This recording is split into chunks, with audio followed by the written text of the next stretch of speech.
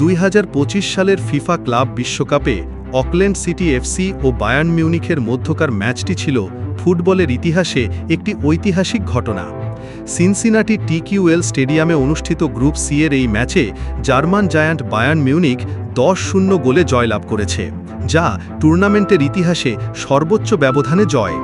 Bayern মিউনিখের হয়ে প্রথম গোলটি করেন কিংসলি কোমান, যিনি এই নতুন ফরম্যাটের ক্লাব বিশ্বকাপে প্রথম গোলদাতা হিসাবে ইতিহাসে নাম লেখান। এরপর থমাস মুলার, মাইকেল অলিসে, সাচা বোয়ে গোল করেন। কিন্তু ম্যাচের সবচেয়ে আলোচিত ঘটনা ছিল জামাল মুসিয়ালার 22 মিনিটের মধ্যে হ্যাট্রিক, যা টুর্নামেন্টের দ্রুততম হ্যাট্রিকের রেকর্ড। অকল্যান্ড সিটি এফসি নিউজিল্যান্ডের একটি সেমি পেশাদার দল। তাদের অধিকাংশ খেলোয়াড়ই অন্যান্য পেশায় নিয়োজিত। তারা এই টুর্নামেন্টে অংশগ্রহণের জন্য বার্গার, রিয়েল এস্টেট এজেন্ট, শিক্ষক ইত্যাদি পেশা থেকে ছুটি নিয়ে এসেছেন। তাদের অধিনায়ক মারিও ইলিচ কোকাকোলায় কাজ করেন এবং বামব্যাক নাথান লোবো হোটেলে বসে বিশ্ববিদ্যালয়ের পরীক্ষা দেন। এই ম্যাচটি ছিল বায়ার্ন মিউনিখের জন্য একটি আত্মবিশ্বাসী সূচনা। তবে অকল্যান্ড সিটির জন্য এটি একটি কঠিন অভিজ্ঞতা।